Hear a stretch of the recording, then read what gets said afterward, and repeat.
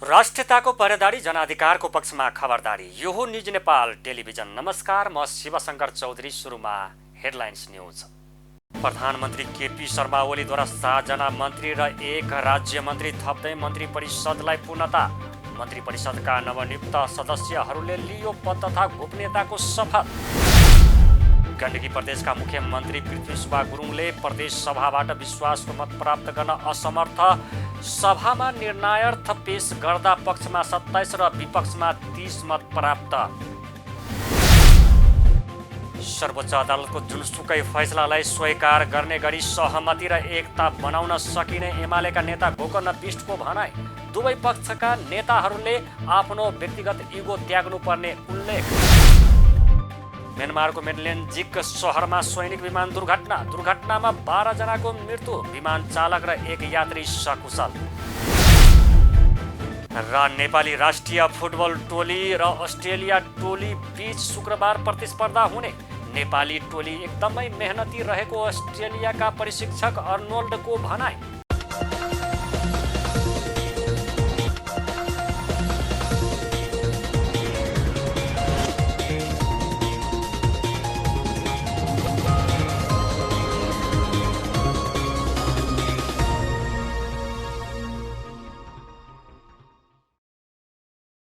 अब न्यूज विस्तारमा सुरु गरौँ। राष्ट्रपति विद्यादेवी भण्डारी समक्ष नवनियुक्त मन्त्रीहरूले पद तथा गोपनीयताको शपथ लिनुभएको प्रसङ्गबाट। राष्ट्रपति विद्यादेवी भण्डारी समक्ष नवनियुक्त मन्त्रीहरूले पद तथा गोपनीयताको शपथ लिनुभएको छ। बिहिबार राष्ट्रपति भवन शीतल निवासमा आयोजित समारोहमा शपथ ग्रहण कार्यक्रम सम्पन्न भएको हो। नेकपा एमाले र जनता समाजवादी पार्टी नेपालका नेता सहित मन्त्री र राज्य मन्त्री थप गरी 8 जनालाई सहभागी गराई 25 सदस्यीय मन्त्री परिषद विस्तार गरिएको हो। यही जेठ 8 गते प्रतिनिधि सभाको विघटनपछि यो दोस्रो पटक मन्त्री परिषदको विस्तार हो। पछिल्लो पटक गत वैशाख 30 गते ठूलो दलको नेताको हैसियतमा प्रधानमन्त्री हुनुभएका ओलीले वैशाख 31 गते पहिलो र यही जेठ 21 गते दोस्रो पटक मन्त्री परिषद विस्तार गर्नुभएको थियो। शपथ लिनेमा गृहमा खगराज अधिकारी, उद्योग वाणिज्य तथा आपूर्तिमा राजकिशोर यादव, सञ्चार तथा सूचना प्रविधिमा नयनकला थापा, कृषि तथा पशुपक्षी विकासमा ज्वाला कुमारी शाह, वन तथा वातावरणमा नारद मुनि राणा, सङ्घीय मामिला तथा सामान्य प्रशासनमा गणेश कुमार पहाडी र प्रधानमन्त्री तथा मन्त्री परिषदको कार्यालय हेर्ने गरी मोहन बानिया मन्त्री हुनुहुन्छ। यसै गरी राष्ट्रपति भण्डारीका उपस्थितिमा प्रधानमन्त्री ओलीले आशा कुमारी विक्कलाई वन मन्त्रालयका राज्य मन्त्री पदको शपथ गराउनु भएको थियो। समारोहमा राज्यका उच्च पदस्थ पदाधिकारी र कर्मचारीको उपस्थिति थियो। गण्डकी प्रदेशका मुख्यमन्त्री पृथ्वी सुब्बा गुरुङले प्रदेश सभाबाट विश्वासको मत प्राप्त गर्न असमर्थ हुनुभएको छ। बिहिबार प्रदेश सभामा उहाँले विश्वासको मतका लागि प्रस्ताव पेश गर्नुभएको र सभामा निर्णयार्थ पेश गर्दा पक्षमा 27 र विपक्षमा 30 मत प्राप्त भएको सभामुख नेत्रनाथ अधिकारीले घोषणा गर्नुभयो। गण्डकी प्रदेशमा कुल 60 सदस्य रहेमा विश्वासको मतका लागि 31 सदस्यको समर्थन आवश्यक पर्थ्यो। बैठकमा 58 प्रदेश सभा सदस्य उपस्थित भएमा मतदान प्रक्रियामा 57 जना सहभागी हुनका साथै 1 जना तटस्थ रहनुभयो। मनाङ प्रदेश सभा निर्वाचन क्षेत्र खबाट निर्वाचित युवा तथा खेलकुद मन्त्री राजीव गुरुङ मतदान प्रक्रियामा अनुपस्थित हुनुभयो। गत वैशाख 27 गते संसाझा सबैभन्दा ठूलो दल नेकपा एमाले संसदीय दलको नेताको हैसियतले मुख्यमन्त्रीमा नियुक्त गुरुङले 1 महिनाभित्र प्रदेश सभाबाट विश्वासको मत लिनुपर्ने संवैधानिक प्रावधान अनुरूप आफूलाई सभाको विश्वास छ भने प्रस्ताव पेश गर्नुभएको थियो। मुख्यमन्त्री गुरुङलाई एमालेका 27 सांसदले मत दिनुभएको थियो। प्रमुख प्रतिपक्षी नेपाली काङ्ग्रेसका 15, नेकपा माओवादी केन्द्रका 11, सभामुख बाहेक तथा जनता समाजवादी पार्टी नेपाल र राष्ट्रिय जनमोर्चाका 2 सदस्यले विश्वासको मतका विपक्षमा मतदान गर्नुभयो। जनमोर्चाका सदस्य कृष्ण थापा भने तटस्थ बस्नु भएको थियो। मुख्यमन्त्री गुरुङ प्रदेश सभाबाट विश्वासको मत प्राप्त गर्न असमर्थ भएपछि अब संविधानको धारा 168 उपधारा 5 अनुसार प्रदेश प्रमुखले नयाँ सरकार गठनका लागि आह्वान गर्नुपर्ने हुन्छ। संविधानको सो धारामा विश्वासको मत पाउन सक्ने दावी पेश गरेका प्रदेश सभा सदस्यलाई प्रदेश प्रमुखले मुख्यमन्त्री नियुक्त गर्ने संवैधानिक प्रावधान छ। प्रदेश सभाका कुनै पनि सदस्यले बहुमत जुटाउन नसके संविधानको धारा 168(7) अनुसार प्रदेश सभा विघटन भई मध्यावधि निर्वाचनको मिति घोषणा हुने संवैधानिक व्यवस्था छ। नवनियुक्त गृहमन्त्री खगराज अधिकारीले देशमा शान्ति, सुरक्षा, अमन चयन र नियमन कार्यान्वयनमा गृह मन्त्रालय अब्बल देख्ने गरी काम गर्न निर्देशन दिनुभएको छ। बिहिबार गृह मन्त्रालयमा पदभार ग्रहणपछि गृह मन्त्रालयका अधिकारीहरूसँगको परिचयात्मक बैठकमा मन्त्री अधिकारीले गृह मन्त्रालय मातहतका निकायलाई पारदर्शी रूपमा काम गर्न आवश्यक रहेको बताउनुभयो। गृह प्रशासनभित्र कहीँ पनि भ्रष्टाचारको गन्ध भेटे कुनै सम्झौता नगरी कारबाही गर्ने बताउनुभयो। हाम्रा सुरक्षा निकायका प्रमुख साथीहरू, मन्त्रालयका विशिष्ट अधिकारीहरू, उपस्थित राष्ट्र सेवक साथीहरू, सञ्चार क्षेत्रका मित्रहरू, यहाँहरू सबैलाई हार्दिक अभिवादन, नमस्कार। अहिले हामीसँग धेरै लामो समय छैन, हामी तुरुन्तै क्याबिनेटमा जान्छौँ। अहिले तपाईँहरूसँग मेरो विनम्र आग्रह के छ भने कुनै पनि काम तपाईँको अफिसमा एक दिनभित्रै कसरी कार्य सम्पादन गर्न सक्नुहुन्छ। मन्त्री अधिकारीले विकासमा तीव्रता र सुशासनको खाँचो भएकाले जिल्ला प्रशासन कार्यालयले जिल्लाभित्रको ढिलासुस्ती अवरोधमा कठोर भएर उभिन निर्देशन दिनुभयो। मन्त्री अधिकारीको पदबहाली कार्यक्रममा सुरक्षा निकायका प्रमुखहरू, काठमाडौँ उपत्यकाका प्रमुख जिल्ला अधिकारीहरू र विभागीय प्रमुखहरूको उपस्थिति रहेको थियो। उद्योग वाणिज्य तथा आपूर्ति मन्त्री राजकिशोर यादवले औद्योगिक क्षेत्रहरूलाई राज्यसँग जोडेर अभिभावकत्व प्रदान गर्ने बताउनु भएको छ। बिहिबार मन्त्रीमा नियुक्त हुनुभएका यादवले कार्यभार सम्हाल्दै औद्योगिक क्षेत्रहरू हाल समस्याग्रस्त र चिन्ताग्रस्त अवस्थामा रहेकाले तिनीहरूलाई राज्यसँग जोडेर अभिभावक छ भन्ने कुराको अनुभूति गराउने बताउनुभयो। आफूले चुनौतीलाई अवसरको रूपमा परिणत गर्दै काम गर्ने उहाँले बताउनुभयो।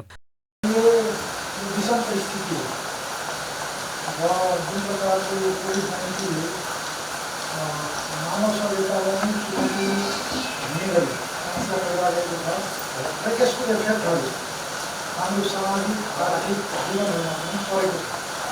त्यसैले यो मन्त्रालय सचिवले भने जस्तै अब आज मैले विशेष जिम्मेवारी निर्वाह गर्छु र त्यो विश्वास सामान्य प्रधानमन्त्रीजीको म प्रति रहेको हुनाले मैले यो जिम्मेवारी चुनौतीको रूपमा लिएको छु।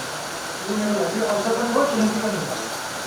यो प्रतिकूल अवस्थालाई अनुकूल बदल्ने होइन, हाम्रो कोभिड-19ले गर्दा जुन अर्थतन्त्रमा प्रभाव परेको छ त्यसलाई कसरी गतिशील बनाउने र यसले गर्दा औद्योगिक क्षेत्रहरू एकदम समस्याग्रस्त चिन्ताजनक अवस्थामा छ, तिनीहरूलाई पनि कसरी बुस्टअप गर्ने, तिनीहरूलाई पनि कसरी हामी राज्यसँग जोडेर तिनीहरूको अभिभावक छ भन्ने अनुभूति गराउने। मन्त्री यादवले यस मन्त्रालयमा टिम वर्कले काम गरी अरू मन्त्रालयको भन्दा छुट्टै र अरूको भन्दा राम्रो स्थिति निर्माण गर्न पनि कर्मचारीहरूमा आग्रह गर्नुभयो। नेपाल सरकारका उपप्रधानमन्त्री तथा अर्थमन्त्री विष्णु पौडेलले माधव नेपाल, झलनाथ खनाल समूहले पठाइएको पत्र अत्यन्त नै गम्भीर प्रकृतिको रहेको बताउनु भएको छ। पार्टी अध्यक्ष तथा प्रधानमन्त्री केपी शर्मा ओलीले उदार र खुला विचारका साथ गर्नुभएका आह्वानलाई कसरी अस्वीकार गर्नुभएको नेपाल खनाल समूह पार्टी एकताको पक्षमा नरहेको बुझ्न बाध्य बनाएको बताउनुभयो। मन्त्री पौडेलले आफ्नो पार्टीको प्रधानमन्त्री हटाएर विपक्षी दलको व्यक्तिलाई प्रधानमन्त्री बनाउने खेल सफल नहुने बताउनुभयो। पार्टीका आम कार्यकर्ता एकताको पक्षमा रहेको अवस्थामा नेपाल खनाल पक्ष कुनै पनि हालतमा विपक्षी दलको नेताहरूलाई प्रधानमन्त्री बनाउन लाग्नु, आफ्नो अदानबाट पछि हट्न नखोज्नु पार्टी एकताको लागि घातक भएको बताउनुभयो। जवाबी पत्र मलाई लाग्छ त्यो पत्रमा व्यक्त भएका विचारहरू अत्यन्त गम्भीर छन्। गम्भीर यस मानेमा छन् कि पार्टी अध्यक्ष कमरेड केपी शर्मा ओलीले फराकिलो मनका साथमा विगतका यावत प्रसङ्गहरूलाई बिर्सिएर पार्टीलाई एकताबद्ध गरेर लिएर जानका निम्ति उहाँले आह्वान गर्नुभयो। जेठ 3 गते 2075 जेठ 3 गतेभन्दा अगाडिको अवस्थामा फर्किएर पार्टीलाई एकताबद्ध गरेर लिएर जाउँ भन्ने प्रस्ताव गर्नुभयो। कसैप्रति पनि कारबाही, पूर्वाग्रह, भेदभाव नगरिने उहाँले चाहिँ त्यस प्रकारको दृष्टिकोण व्यक्त गर्नुभयो।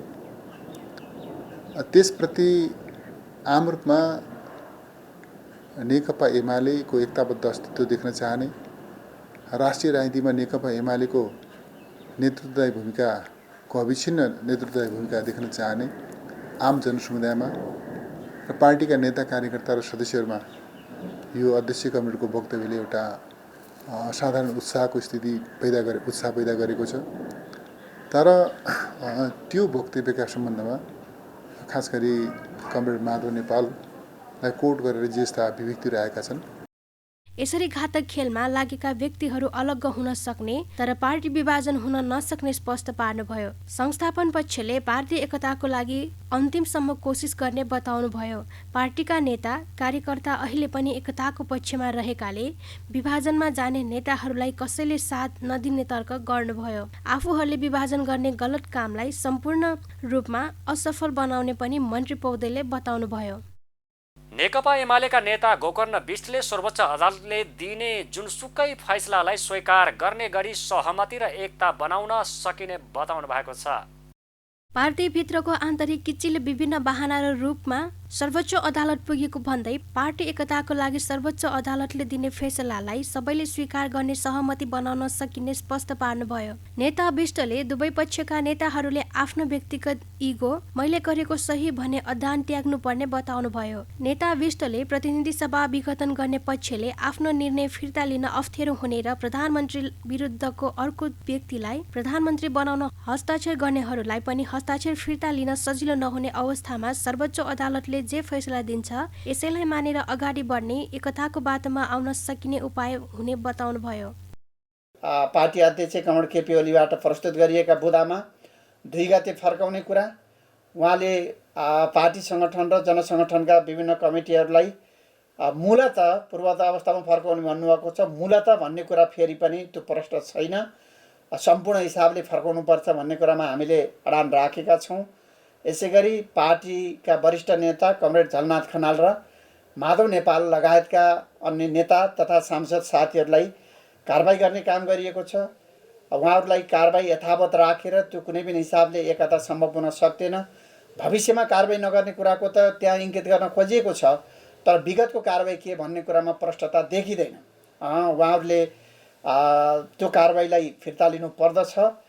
हामीले यिनै शर्तहरू राखेका छौँ, यही प्रस्ताव अगाडि बढाएका छौँ र खास गरी अध्यक्षको तर्फबाट अदालतमा रहेको मुद्दामा हस्ताक्षर फिर्ता लिनुपर्छ भन्ने पनि छ। हाम्रो कुरा भनेको हस्ताक्षर फिर्ताको सन्दर्भ पनि मुद्दा हाल्न गएको काउन्टरलाई अप्ठ्यारो पर्ला। यसै गरी मुद्दा हाल्न गएको काउन्टरले प्रतिनिधि सभा विघटनको सन्दर्भलाई फिर्ता लिनुपर्छ प्रधानमन्त्रीले भन्नुभएको छ, त्यो पनि उहाँलाई अप्ठ्यारो पर्ला। त्यस्तो अवस्थामा दुवैको आत्मसम्मान जोगिने गरी र दुवैलाई अप्ठ्यारो नपर्ने गरी एउटा बिचको बाटो खोजौँ।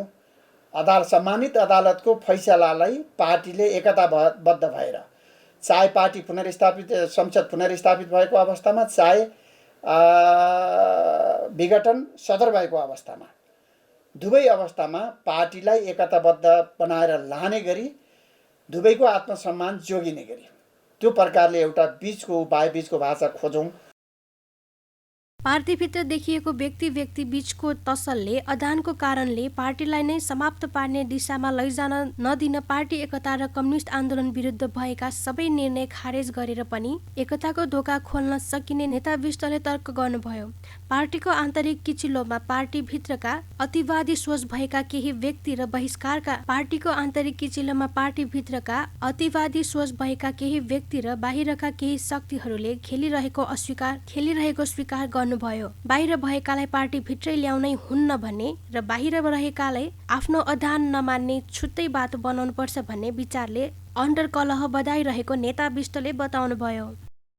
नवनियुक्त सञ्चार तथा सूचना प्रविधि मन्त्री नयनकला थापाले मन्त्रालयमा को मन्त्री आयो को मन्त्री गयो भनेर होइन, काममा ध्यान दिन कर्मचारीहरूलाई निर्देशन दिनुभएको छ। बिहिबार मन्त्रालयमा पदभार ग्रहण गर्दै मन्त्री थापाले मन्त्री भन्दा मन्त्रालयको काममा कर्मचारीहरूको ध्यान जानुपर्ने बताउनुभयो। सरकार र सरकारको योजना सफल बनाउन सञ्चार मन्त्रालयको महत्त्वपूर्ण भूमिका रहेको भन्दै मन्त्री थापाले जनतालाई सूचना प्रविधिको पहुँचमा लैजाने आवश्यक रहेको बताउनुभयो। गयो यसलाई भन्दा हामी सबै एकअर्काको पूरकको रूपमा भयो भने सायद हामी यो उद्देश्यलाई हामी छिटो पुरा गर्न सक्छौँ र छिटोभन्दा छिटो जुन यो मन्त्रालयले लिएको उद्देश्य छ, अहिलेको यो वर्षको चाहिँ जुन कार्ययोजनाहरू छन् त्यसलाई हामी पुरा गर्न सक्नेछौँ। मलाई लाग्छ हामी काम गर्नमा धेरै समय लाग्दैन, त खालि के छ भन्दै हामीमा इच्छा शक्ति हुनुपर्छ। यो मन्त्रालय मैले त्यति गम्भीरतापूर्वक अति संवेदनशील रूपमा मैले यसलाई बुझेको छु र यसमा यहाँहरूको जुन यहाँ कर्मचारी भएर यहाँले जुन आफ्नो भूमिका निर्वाह गरिराख्नु भएको छ, यो चाहिँ सबभन्दा लाग्छ हो अर्थ चाहिँ नि सरकारको अथवा जुनसुकै उसको पनि मानिसको। परिचयात्मक कार्यक्रममा बोल्दै मन्त्री थापाले समृद्ध नेपाल सुखी नेपालीको नारालाई साकार बनाउन मन्त्री कर्मचारी भएर काम गर्न आफू सधैँ खुल्ला रहेको स्पष्ट पार्नुभयो। मन्त्री थापा यसअघि राष्ट्रिय महिला आयोगका अध्यक्ष हुनुहुन्थ्यो, साथै निवर्तमान गृहमन्त्री रामबहादुर थापाको धर्मपत्नी हुनुहुन्छ। अब पालो बिजनेस न्युजको।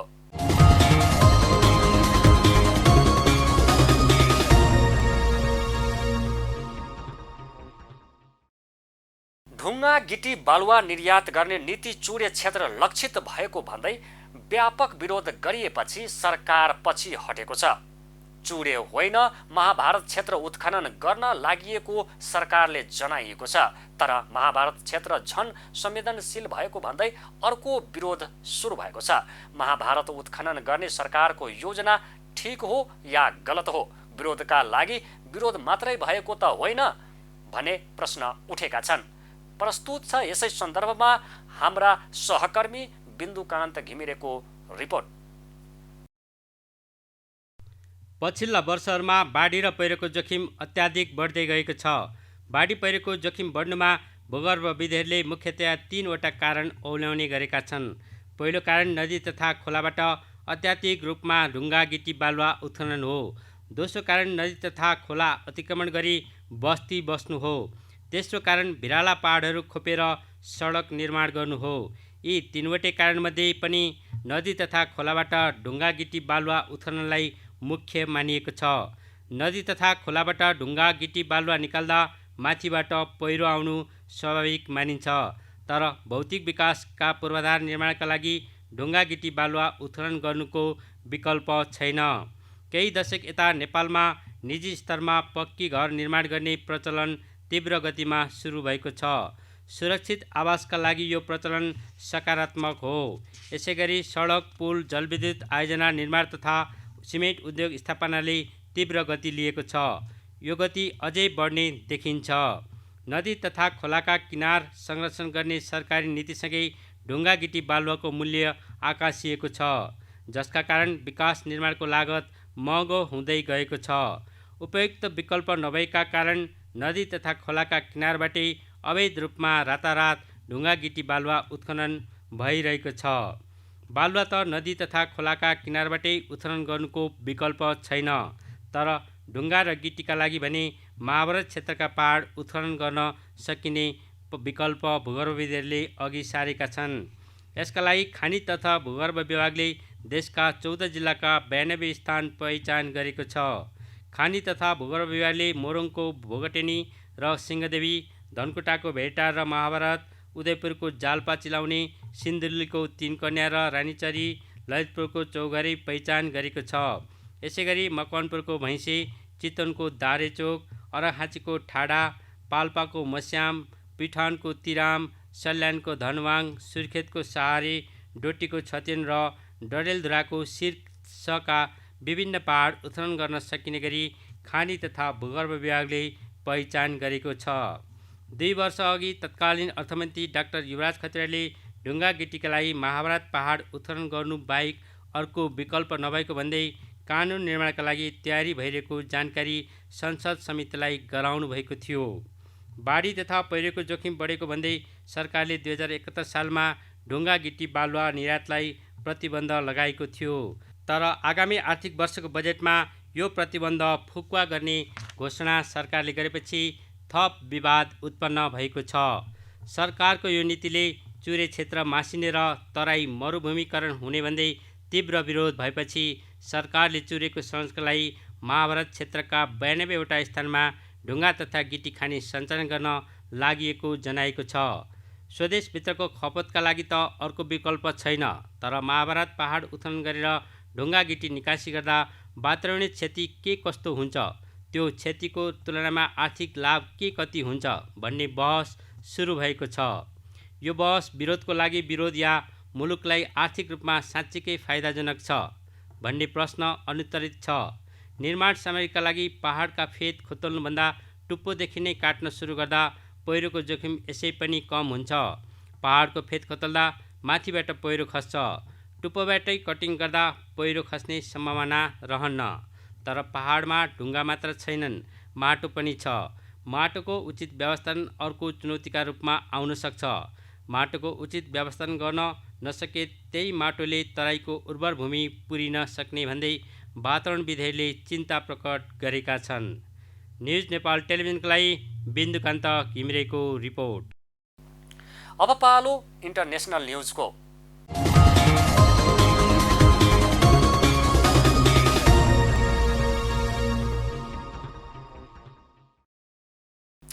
म्यानमारको दोस्रो ठुलो सहर मेनलेन्जिकमा सैनिक विमान दुर्घटना हुँदा 12 जनाको मृत्यु भएको छ। म्यानमारमा सैनिक जहाज दुर्घटना हुँदा 12 जनाको मृत्यु भएको छ। म्यानमारको दोस्रो ठुलो सहर मण्डलाई नजिक बिहिबार एक सैनिक विमान दुर्घटनाग्रस्त भएको छ। उक्त घटनामा 12 जना व्यक्तिको मृत्यु भएको हो। विमान राजधानी नायपिडोबाट पाइन ओ लिबन सहरको लागि उडान गर्दै थियो। सेनाको स्वामित्वमा रहेको म्याबार्डी टेलिभिजन स्टेसनले उक्त दुर्घटनाको पुष्टि गरेको छ। उक्त विमानमा 6 जना सैनिक अधिकारी र भिक्षुहरू सहभागी रहेको बताइएको छ। भिक्षुहरू बौद्ध विहारको एक समारोहमा सहभागी हुन गएको बताइएको छ। दुर्घटनामा पाइलट र एक यात्रु सकुशल रहेको अन्तर्राष्ट्रिय सञ्चार माध्यमहरूले जनाएका छन्। दुर्घटनाको कारण खुल्न सकेको छैन। अब पालो स्पोर्ट्स न्युजको।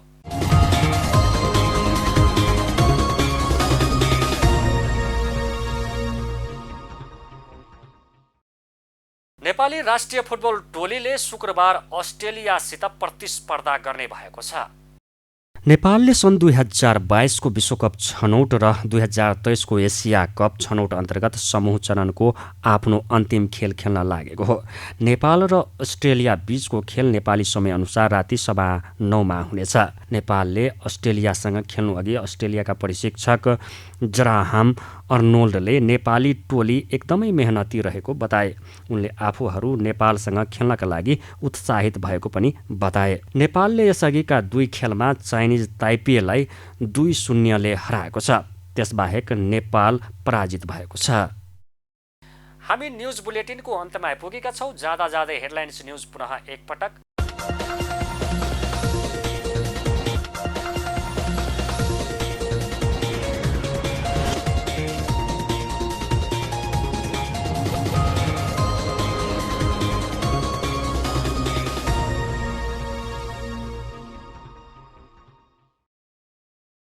प्रधानमन्त्री केपी शर्मा ओलीद्वारा 7 जना मन्त्री र 1 राज्य मन्त्री थप्दै मन्त्री परिषदलाई पूर्णता।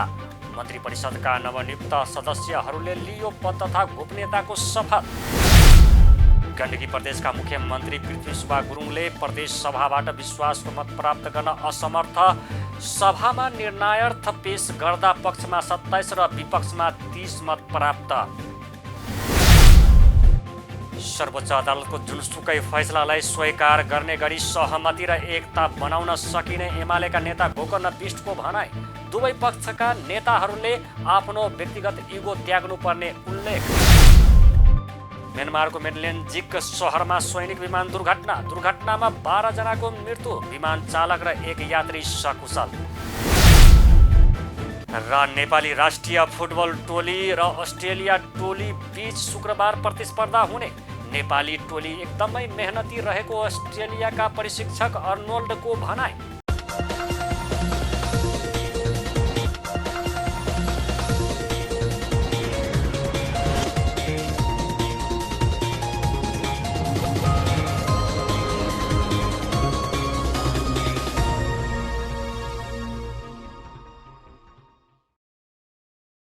अहिलेलाई न्युज नेपालको न्युज बुलेटिन यति नै। हाम्रो न्युज र कार्यक्रमहरू युट्युब र फेसबुकमा पनि प्रत्यक्ष हेर्न सक्नुहुनेछ। राष्ट्रियताको पहरेदारी, जनाधिकारको पक्षमा खबरदारी हेर्दै रहनुहोला न्युज नेपाल टेलिभिजन। नमस्कार।